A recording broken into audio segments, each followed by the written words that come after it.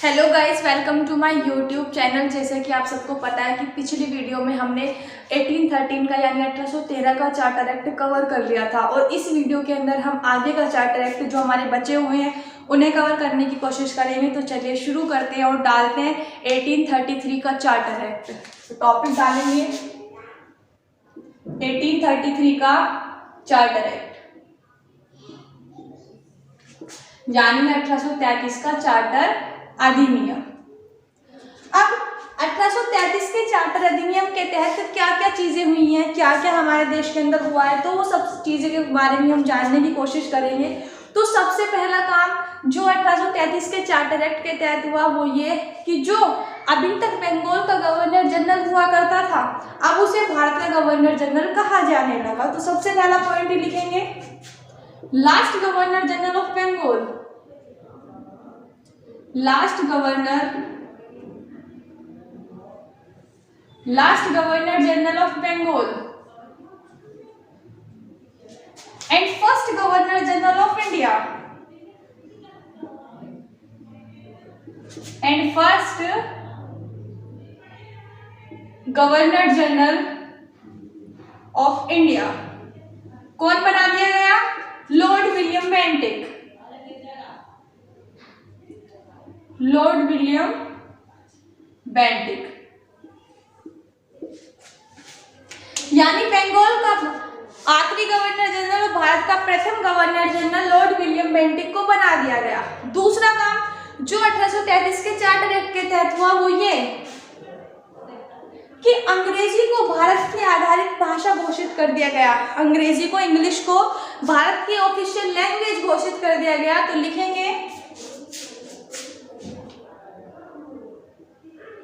इन 1833 यानी 1833 में English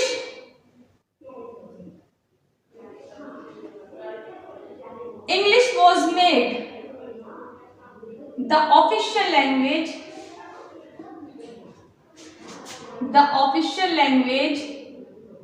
of India। अंग्रेजी को भारत की ऑफिशियल लैंग्वेज बना दिया गया। देन हम सब जानते हैं कि 14 सितंबर 1949 को हिंदी को भारत की राजभाषा घोषित कर दिया गया था। तो लिख लेंगे Hindi was declared the national language of India in 14 सितंबर 1949। 14 सितंबर 1949 को हिंदी को भारत की राजभाषा घोषित कर दिया गया।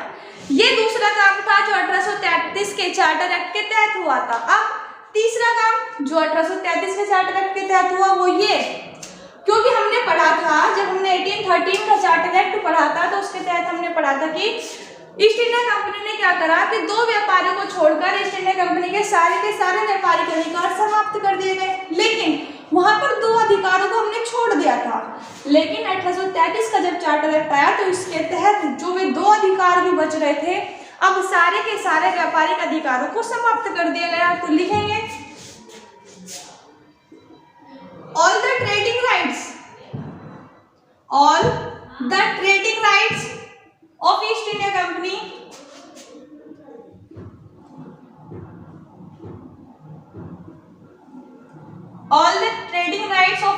Company were abolished। यानी अब ईस्ट इंडिया कंपनी के सारे व्यापारिक अधिकारों को समाप्त कर दिया गया। क्योंकि हम सब जानते हैं कि दो अधिकार बच रहे थे, चाय का व्यापार और चीन के साथ व्यापार, वो दो बच रहे थे। तो जब ये एक्ट आया तो इसके तहत वे भी समाप्त कर दिए गए। और हम सब जानते हैं कि हर 20 साल बाद एक और एक्ट आना था। तो 1833 के ठीक 20 साल बाद यानी 1853 में एक और एक्ट बनाकर भेजा गया जो 1853 का चार्टर एक्ट था। उसे भी लिखेंगे 1853 का चार्टर एक्ट यानी 1853 का चार्टर अधिनियम। नोट करेंगे। अब 1853 के चार्टर अधिनियम के तहत क्या क्या काम हुए तो सबसे पहला काम हम सब जानते हैं, क्योंकि ईस्ट इंडिया कंपनी के सारे व्यापारिक अधिकार समाप्त कर दिए गए, तो अब 24 बोर्ड्स ऑफ डायरेक्टर्स जो अपॉइंट किए गए थे उनकी जरूरत भी नहीं थी। तो इसलिए सबसे पहला काम यह हुआ कि उन 24 बोर्ड्स ऑफ डायरेक्टरों में से 6 बोर्ड्स ऑफ डायरेक्टर्स को निलंबित कर दिया गया। तो सबसे पहला पॉइंट लिखेंगे 6 boards of directors of east India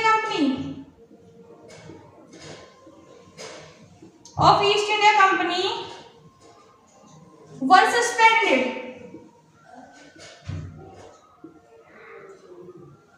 यानी 6 बोर्ड्स ऑफ डायरेक्टर्स को निलंबित कर दिया गया। सेकंड काम जो 1853 के चार्टर एक्ट के तहत हुआ वो ये कि पहली बार आईसीएस यानी भारतीय नागरिक सेवा की लिखित परीक्षा करवाई गई। तो सबसे पहला लिखेंगे the written examination of ICS, the written examination of ICS was started in 1853। 1853 में पहली बार ICS की लिखित परीक्षा करवाई गई और हम सब जानते हैं कि यह परीक्षा 1853 से लेकर 1922 तक केवल लंदन में हुआ करती थी, लेकिन 1923 में पहली बार ऐसा हुआ कि ये परीक्षा दिल्ली में कराई गई।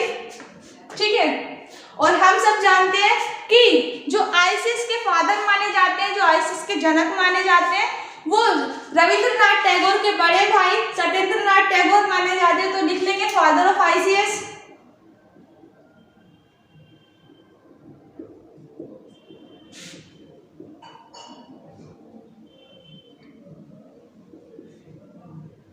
सत्येंद्रनाथ टैगोर।